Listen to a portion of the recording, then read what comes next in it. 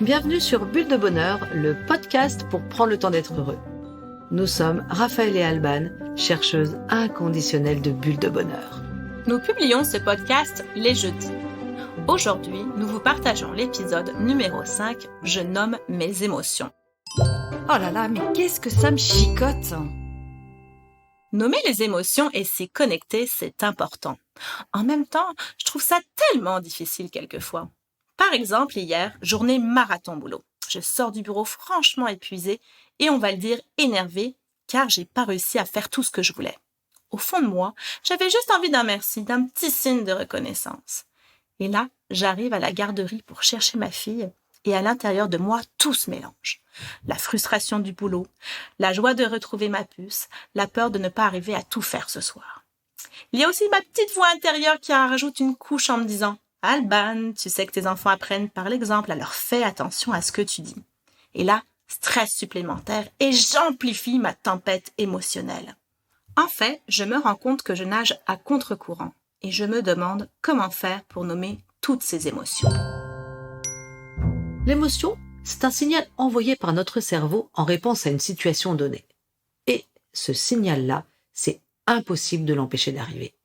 Il est automatique et en plus, s'il est là, c'est qu'il a une bonne raison d'être là.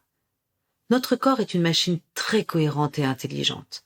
L'écouter peut vraiment nous aider dans de nombreux domaines. D'ailleurs, on dit souvent que le corps parle.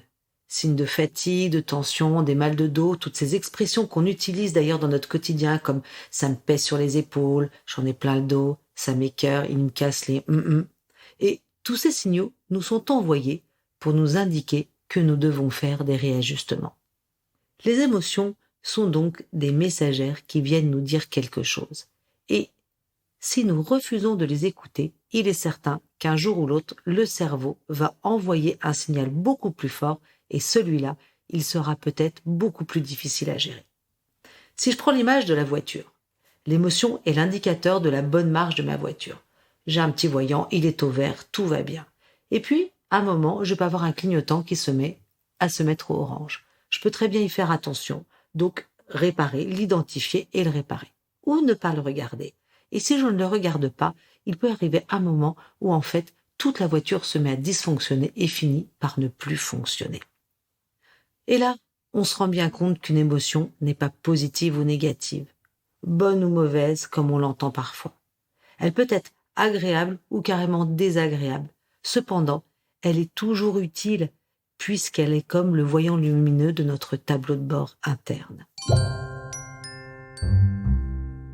Cet intérêt à propos des émotions vient certes des observations de thérapeutes et aussi du travail des neurosciences. Nous connaissons ainsi de mieux en mieux le fonctionnement de nos émotions et de leur rôle sur notre organisme. Comme par exemple la théorie des 3 cerveaux de MacLean à la fin des années 60. Notre cerveau serait en 3 parties.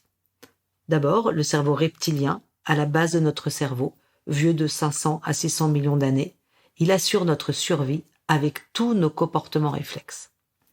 Ensuite, le cerveau limbique, dans les zones centrales du cerveau, qui daterait de 60 millions d'années environ, et c'est le lieu des émotions et aussi le centre de création des souvenirs.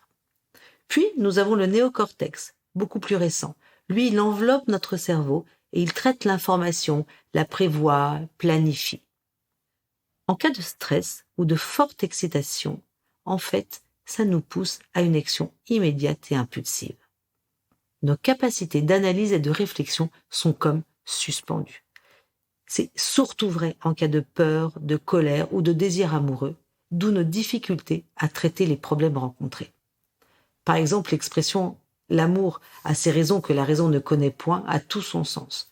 On peut aussi imaginer et visualiser un coup de poing qui part sans crier gare ou une réflexion désagréable qui fuse. C'est aussi bon à savoir que l'ennui, le manque d'intérêt, la fatigue ont exactement le même effet. Nous adoptons alors des comportements non réfléchis, parce que réfléchir demande de l'énergie, exige un effort mental et de la concentration. Comprendre ce fonctionnement nous aide à pouvoir réduire les effets négatifs. Il est possible d'activer des solutions pour mettre en place ces réactions émotives, essayer de se calmer, se mobiliser et regarder les événements autrement en changeant sa perception. Pour faire simple, On peut utiliser l'image d'une maison pour schématiser le cerveau. Le bas de la maison est fait de notre cerveau reptilien, celui de la pulsion, et de notre cerveau limbique, celui de l'émotionnel. La partie sous le toit, le néocortex, celui qui gère la prise de décision, le raisonnement. Eh bien, sous l'effet d'une forte émotion, c'est comme s'il y avait une inondation dans la maison et que la partie sous le toit était sous l'eau. Donc on imagine bien que si on nous demande de réfléchir, de nous contrôler ou de faire toute autre action qui fait appel à la partie du cerveau qui est sous l'eau, soit le néocortex, cela va vraiment pas bien se passer. L'imagerie cérébrale d'ailleurs a permis d'observer tout cela. Mais surtout, elle a permis de voir que lorsqu'on nomme l'émotion ressentie, cela va permettre de faire redescendre le niveau de l'eau et donc rendre plus fonctionnel notre cerveau.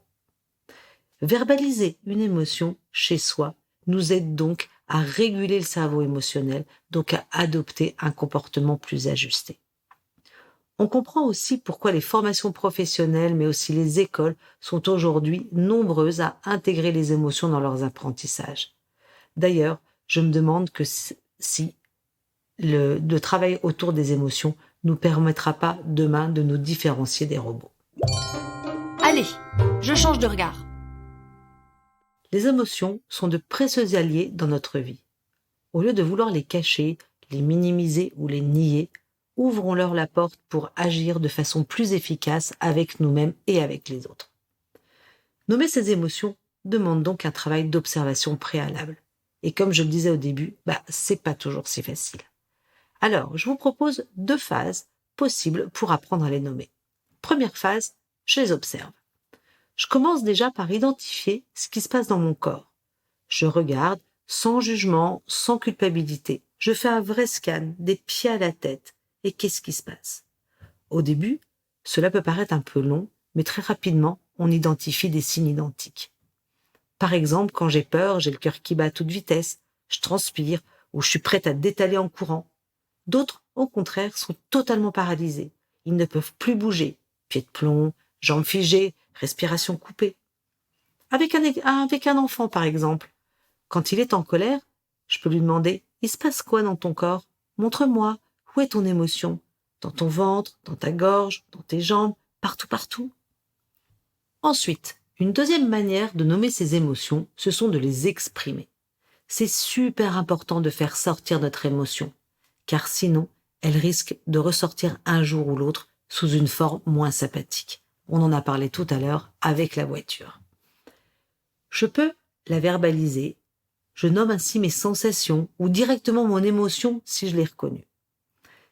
Ça commence donc par trouver les mots pour pouvoir le faire. Et le vocabulaire des émotions est immense. Donc je peux parler en jeu, je suis tellement heureuse de pouvoir te rendre service, je suis triste, je suis enthousiaste, je suis écœurée. Et tout ce vocabulaire des émotions, c'est intéressant de l'enrichir. Et il faut se procurer une liste de synonymes, il y en aura une disponible pour vous sur jeu2minutes.com. On peut faire aussi appel à d'autres moyens d'expression. J'aime bien, par exemple, tout ce qui fait appel à la visualisation. On peut se représenter l'émotion comme une couleur, comme une forme, comme un élément de la nature. Ça peut être « aujourd'hui je suis noire » ou alors « j'ai l'impression d'avoir un volcan dans le ventre » ou encore « je me sens légère comme une plume ». La visualisation, elle peut nous aider aussi à identifier l'intensité de notre émotion. Quand tu dis noir, c'est noir comme la nuit ou c'est plutôt gris foncé. Aussi, l'expression artistique va être un bon moyen de visualiser une émotion. On peut utiliser le dessin, la danse, la musique. Il y a même certains parents avec des tout-petits qui utilisent le langage des signes. Ainsi, avant même d'acquérir le langage, le jeune enfant peut faire le signe qui correspond à l'émotion qu'il ressent et approuver celui que son parent lui mime. Une autre manière que j'apprécie particulièrement, c'est de comparer les émotions à des ballons qui se gonflent à l'intérieur de nous. Ces ballons peuvent être de toutes les couleurs, selon les émotions ressenties. Bleu, vert, jaune, orange, violette. Et puis, on peut même en ressentir plusieurs à la fois. Et puis, les ballons, ils peuvent être gros, très gros, moyens, voire même quelquefois tout petits. On peut prendre alors conscience de la place que ces ballons prennent en nous, et puis de l'inconfort qu'ils peuvent générer. Et surtout, si on ne s'en occupe pas de ces ballons, ils ne se dégonfleront pas. Alors, en termes de bénéfices, que peut-on dire? L'émotion nous aide donc à mieux nous connaître, mais aussi à être mieux en relation avec l'autre.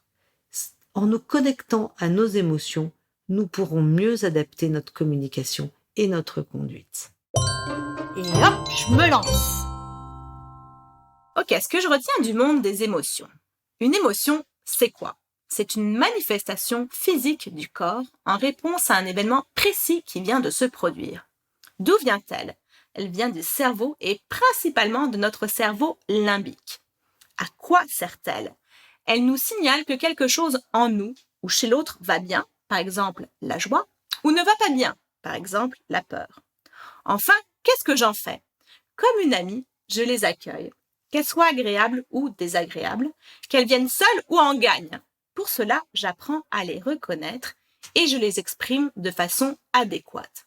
Après seulement, je pourrai les gérer. À vous de jouer, chers auditeurs, 2 minutes pour repérer l'émotion que vous ressentez en ce moment. Observez de quelle façon elle agit dans votre corps en faisant un vrai scan de la tête aux pieds. Essayez d'identifier quelle situation provoque cette émotion. Mettez tout cela en forme. Je le dis, je l'écris, je le dessine, je le mime. À vous de choisir ce qui vous convient le mieux. Et soyez assurés que nommer vos émotions va avoir des effets libérateurs que vous ne soupçonniez pas. C'est parti! Racontez-nous et partagez-nous vos émotions sur Facebook ou Insta @jeu2minutes. Avec Bulle de Bonheur, prenez le temps d'être heureux. Merci pour votre écoute. Si vous avez aimé, dites-le nous avec 5 étoiles. Laissez vos commentaires et envoyez des bulles de bonheur à vos amis en partageant ce podcast. Inscrivez-vous à la newsletter en allant sur notre site jeu2minutes.com, GUX, 2 en chiffres, minutes avec un S, pour être notifié des prochains épisodes. Bulle de Bonheur est propulsé par les jeux 2 minutes, 52 cartes pour prendre le temps d'être heureux.